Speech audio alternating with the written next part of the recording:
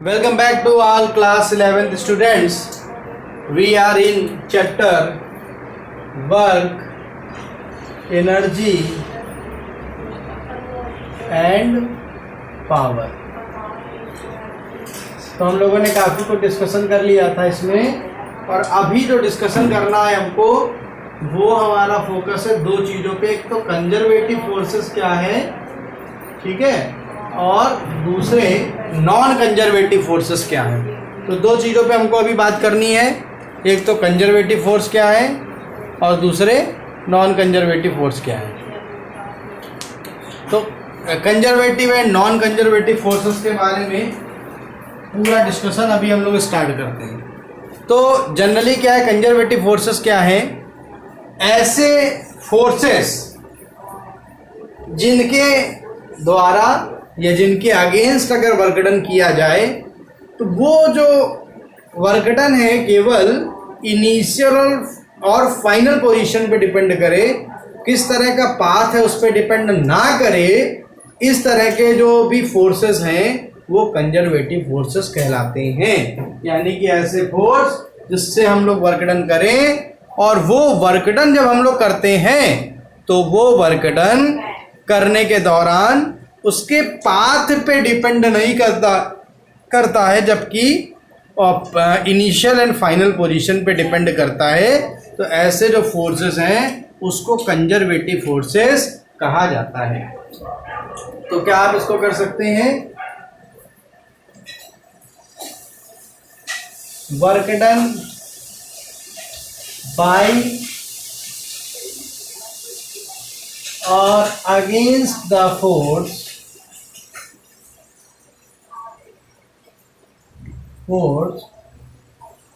in which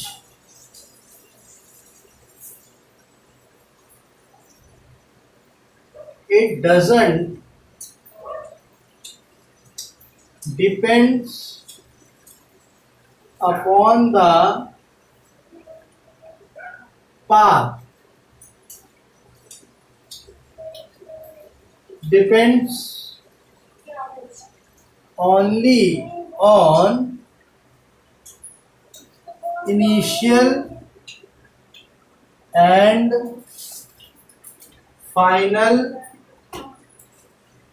position. Initial and final positions are called conservative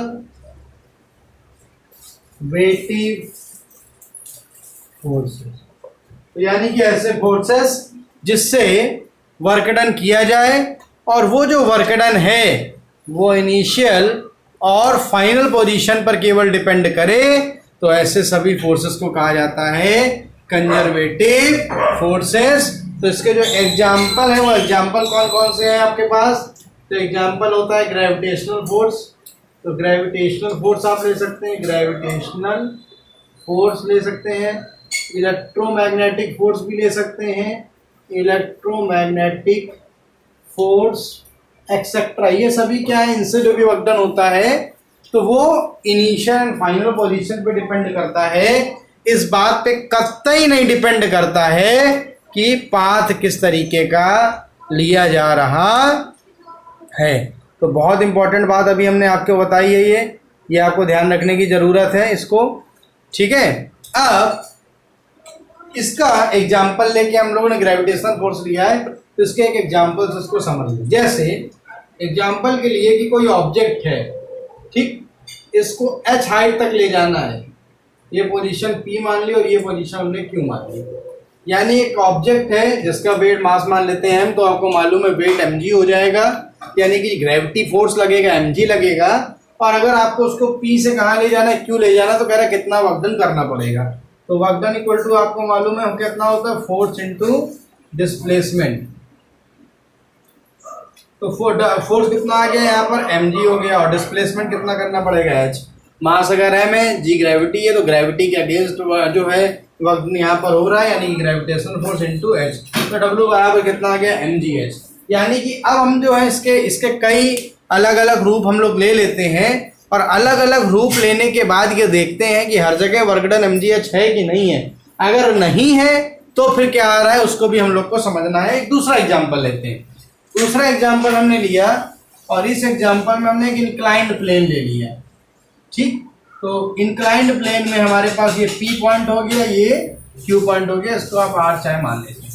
अब हम क्या कर रहे हैं, जो ऑब्जेक्ट था जिसको नीचे से ऊपर ले जा रहे थे, जो है M मास था जिसका, वो कहीं पर मान लेते हैं एग्जाम्पल के लिए यहाँ पर रखा हुआ है और इसको इंक्लाइंड प्लेन से हम ऊपर ले जा रहे हैं, P से Q ले जा रहे हैं। हाइट कितनी रहेगी, वही बात हो गई कि हाइट जो है आपकी कितनी हो गई, h हो गई है।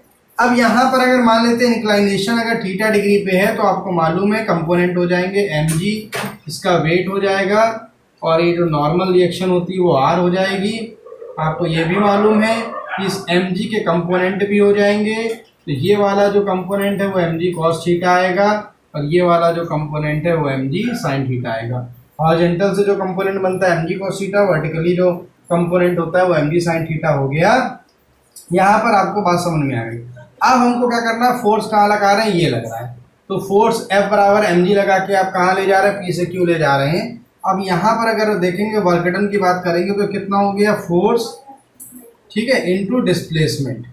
तो फोर्स इनटू कितना आता है, फार्मूला जो आपने पढ़ा, फोर्स इनटू डिस्प्लेसमेंट। तो फोर्स कितना हो गया, फोर्स हो गया mg।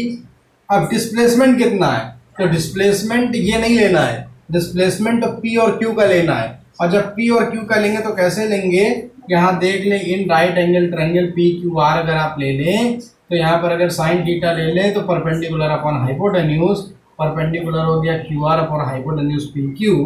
QR की वैल्यू h है तो PQ अगर निकालना हो तो PQ इक्वल टू कितना आ जाएगा, h अपॉन साइन थीटा हो गया। तो mg इंटू यहाँ पर अगर हम जो है, अब यहाँ पर अब देखिए फोर्स F है और फोर्स किसके इक्विवेलेंट है, F mg sin थीटा के बराबर है, तो इसको थोड़ा सा करेक्ट करके लिख लेंगे mg sin थीटा। भाई ये F है और F की वैल्यू कितनी आई, mg sin थीटा ही तो होगी, क्योंकि उसी की वजह से तो ऊपर लेके हम लोग जा रहे हैं। तो mg sin थीटा, डिस्प्लेसमेंट हो गया PQ, तो अगर आप PQ की वैल्यू रख देंगे तो mg sin theta into h upon sine theta, तो साइन थीटा कट गया तो कितना आ गया, mg h आ गया।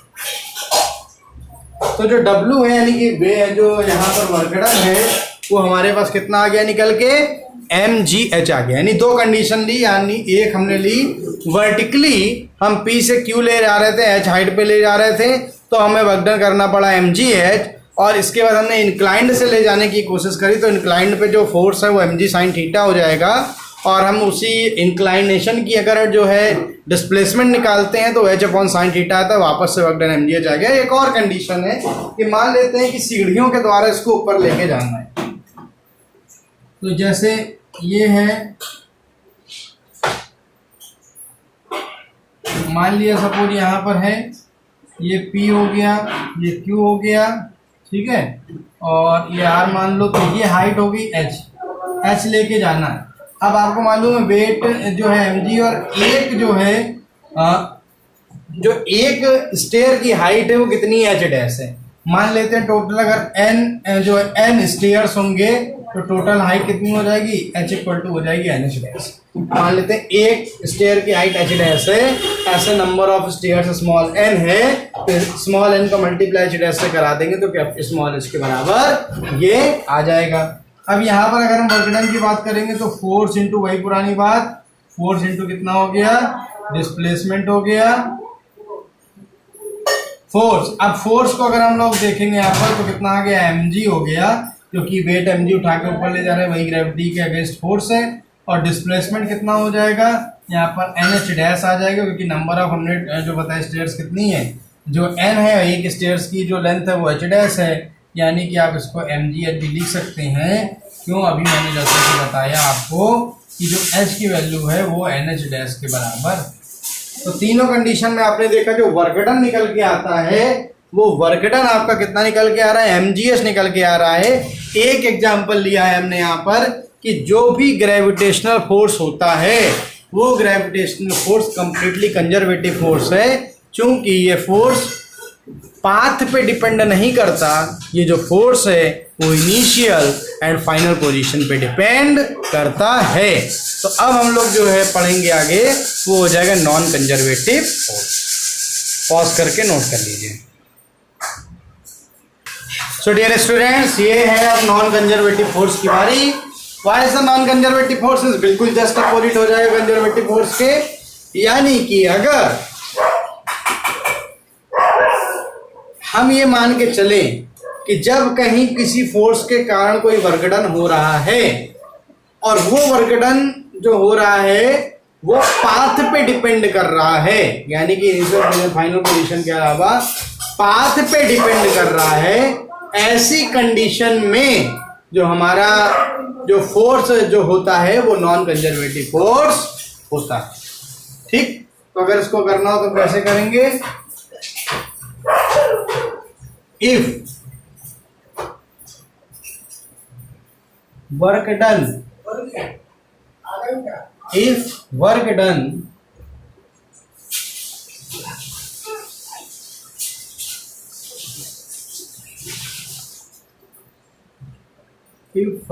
depends upon the path, यहां पर ये भी लिख सकते हैं work done by the force or against the force, ठीक है। If work done by the force or against the force depends upon the path followed, then the force is must said to be non-conservative force। ठीक है, तो example क्या है? तो सबसे बढ़िया एग्जाम्पल है आपका फ्रिक्शन फोर्स, और एक और अभी आगे आप पढ़ने वाले हैं, दूसरा आएगा विस्कस फोर्स। तो ये जो फोर्स है ये पाथ पे डिपेंड करता है। जैसे एग्जांपल के लिए हम लोग फ्रिक्शन फोर्स की बात करें, तो जब आप फ्रिक्शन फोर्स का जिक्र हम लोग करते हैं तो वो फ्रिक्शन फोर्स जो भी होता है वो नेचर ऑफ सरफेस पे डिपेंड करता है। एग्जांपल के लिए अगर सरफेस बहुत ज़्यादा रफ है तो फिर सिंपल सी बात है, जो वर्क डन होगा वो ज़्यादा करना पड़ेगा, और अगर फ्रिक्शन फोर्स कम है तो वर्क डन कम करना पड़ेगा। यानी कि friction force is a kind of example of non conservative force. तो both these two are very important. कई बार एग्जांपल में difference between conservative and non conservative force के बारे में पूछा जाता है। अब इसको आप पॉज करके नोट कर सकते हैं। Let's move on the topic power, and very easily you know that the rate of doing work is called power. यानी कि जो काम अगर करा जाए टाइम के साथ उसका डिपेंडेंस हो, then it is to be called the power. And generally it is given by P equal to W by T। यानी कि आप इसको जूल पर सेकंड के तरह समझ सकते हैं, यानी कि वो रेट ऑफ डूइंग वर्क हो गया। और एक बहुत अच्छा एग्जाम्पल है जिसको हम लोग कैसे लिख सकते हैं, वी नो दैट जो W होता है वो कितना होता है, F vector dot S vector होता है। ठीक, अब अगर हम आपसे पूछे कि dW बाई dt कितना होगा, हमने डिफरेंशिएशन कर दिया विद रिस्पेक्ट टू t, तो आप कहेंगे F वेक्टर, देखो कांस्टेंट फोर्स से अगर वर्क डन होता है तो यहाँ पर इसको ds वेक्टर अपॉन क्या लिख सकते हैं, dt लिखते हैं, क्योंकि फोर्स हम मान लेते हैं कांस्टेंट है, तो फोर्स कांस्टेंट होगा तो डिफरेंशिएशन डिस्प्लेसमेंट का होगा। तो और इसको आप क्या dW अपॉन dt को क्या लिख सकते हैं, p लिख सकते हैं। ठीक है, F वेक्टर, और आपको मालूम द रेट ऑफ डिस्प्लेसमेंट, यानी कि डिस्प्लेसमेंट का टाइम के साथ अगर रेशियो लिया जाए तो it behaves like a velocity. यानी कि v वेक्टर इक्वल टू कितना होता है, ds vector upon dt। So this is called very important formula. This is the power. F vector dot v vector, this is the power. This is the scalar product of force and the velocity is equals the power. बहुत important है, कई बार पूछा जाता है। अब इसको आप जो है क्या कर सकते हैं, नोट भी कर सकते हैं बड़ी आसानी से। और अगर इसके आगे आपको पूछा जाए, यूनिट हमने बताई थी, अगर आपसे डायमेंशन पूछी जाए तो आप डायमेंशन भी निकाल लेंगे। यहाँ पर देखिए तो कितना हो जाएगा, ml² तो रहेगा ही, t⁻⁻2 है, t नीचे t ऊपर आ जाएगा तो ये t⁻³ बन जाएगा। This is the dimension of the power. So ये बहुत इंटरेस्टिंग और बहुत इंपॉर्टेंट टॉपिक था जो हमने आपको अभी बता दिया यहाँ पर। अब आपको जो है इसके आगे बात करनी है। हम लोग बहुत सारा डिस्कशन कर गए हैं और हमें अब बात करनी थी, अब आ जाएंगे हम लोग कोलिजन्स पे। व्हाट इज द कोलिजन, क्या होता है कोलिजन, इसको हम लोग को समझना है। So dear students, right now we are in the collisions. और मैंने जैसा कि बताया था कोलिजन क्या है, when two bodies either physically strike against each other or if the path of the motion of one is influenced by the other then this is called the collision। यानी क्या है कि जब दो बॉडी आपस में स्ट्राइक करें एक दूसरे के अगेंस्ट, या तो फिर एक की मोशन से दूसरा इन्फ्लुएंस में आ जाए, ठीक है, उसकी भी मोशन में कुछ चेंज हो जाए, तो ऐसे को हम लोग क्या बोलते हैं, कोलिजन बोलते हैं। अब कोलिजन को दो पार्ट में डिवाइड करा गया है। The first part you have to see, first one is the elastic collision. What is the elastic collision? Elastic collision में क्या होता है, momentum as well as energy remains conserved in the collision. Collision के दौरान momentum conserve रहेगा, energy conserve रहेगी। Example मैं लेना चाहूँ तो कैसे ले सकता हूँ, अटोमिक अगर हम लोग ले सकते हैं। देन इसके अलावा जो न्यूक्लियर पार्टिकल्स के कोलिजन है, या फिर फंडामेंटल पार्टिकल के जो है कोलिजन है, हम लोग यहाँ पर ले सकते हैं। देन इसके अलावा फिर हमारे पास सेकंड आता है इन इलास्टिक कोलिजन। इन इलास्टिक कोलिजन क्या है, जहां पर काइनेटिक एनर्जी बदल जाती है। टोटल एनर्जी सेम रहेगी बट काइनेटिक एनर्जी क्या हो जाएगी, बदल जाएगी। इस कंडीशन के बहुत सारे एग्जांपल्स है, जैसे अगर बुलेट को हम लोग फायर करें और बुलेट अगर किसी चीज में जाकर जो है एक तरीके से टकराती है तो उस चीज को लेकर मूव साथ में करती है, यानी काइनेटिक एनर्जी उसकी बदल जाएगी। टोटल एनर्जी कंजर्व रहेगी बट काइनेटिक एनर्जी चेंज हो जाएगी वहां पर, और ये इसका एक एग्जांपल। और जो काइनेटिक एनर्जी चेंज होती है क्योंकि उसका एनर्जी में ट्रांसफॉर्मेशन हो जाता है, हीट, लाइट, साउंड एक्सेट्रा, इन जगहों पर एनर्जी कहीं ना कहीं डिवाइड हो जाती है। तो बहुत इंटरेस्टिंग जो है आपने ये कॉन्सेप्ट आपने समझा।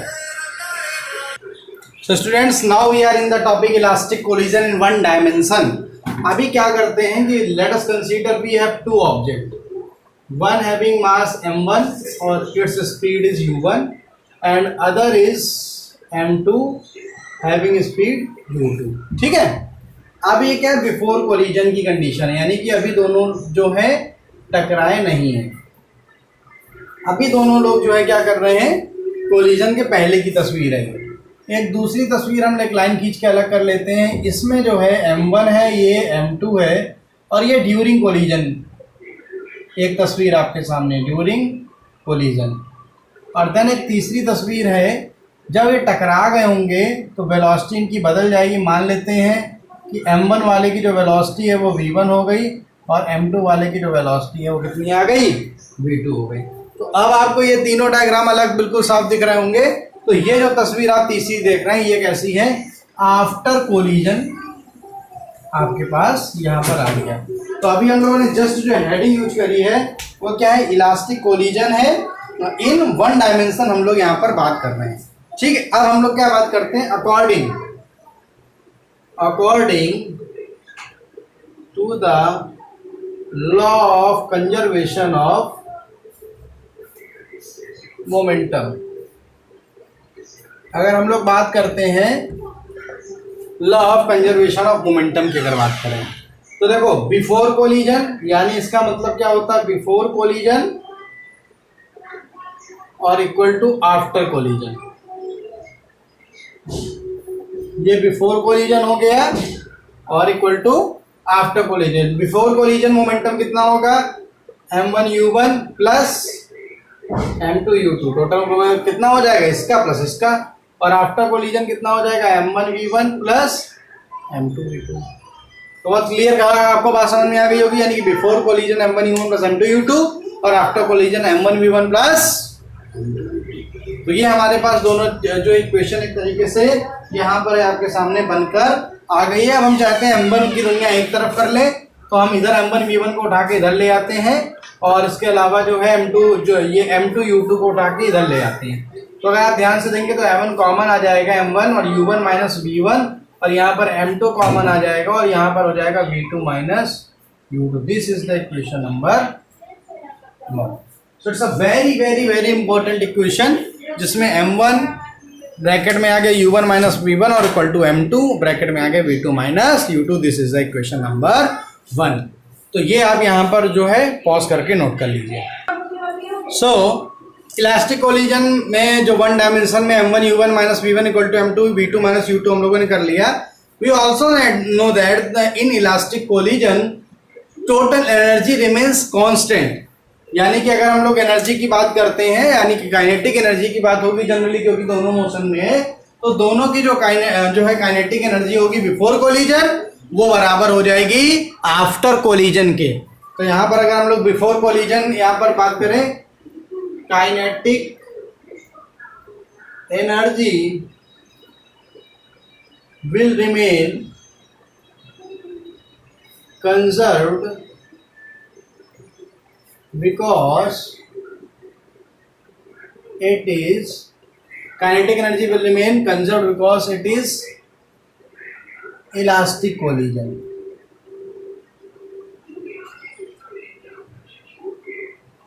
ओके, सो चूंकि ये इलास्टिक कोलिजन है यानी कि काइनेटिक एनर्जी कैसी रहने वाली है, बिल्कुल एक तरीके से जो है कंजर्व रहने वाली है. यानी कि kinetic energy before collision equal to kinetic energy after collision. तो बिफोर कोलिजन काइनेटिक एनर्जी कितनी हो गई? Half M1 U1 square plus half M2 U2 square, और आफ्टर कोलिजन कितनी हो गई? Half M1 V1 square plus half M2 U2 square. ठीक, clear हो गया? हाफ कट जाएगा दोनों साइड से, और अगर कॉमन लेंगे तो M1 U1 square minus V1 square equal to M2 U2 square V2 square minus U2 square. This is the equation number 2. So बहुत आसानी से उसको आप समझ गए होंगे. आप इसको ऐसा भी करके लिख सकते हैं, और करके इसको लिख दीजिए M1 U1 माइनस V1 और यहाँ पर आ गया U1 प्लस V1. ए स्क्वायर माइनस बी स्क्वायर का फार्मूला ओपन करा है. यहाँ पर M2 आ जाएगा V2 माइनस U2 और यहाँ पर आ जाएगा V2 प्लस U2. अब देखिए M1 U1 माइनस V1 की अगर ध्यान से जगह देखेंगे हम लोग तो M2 V2 माइनस U2 लिख सकते हैं. तो हम यहाँ पर लिख रहे हैं M2 V2 माइनस U2 और U1 प्लस V1 और M2 U2 V2 minus U2 और ये आ गया V2 प्लस U2.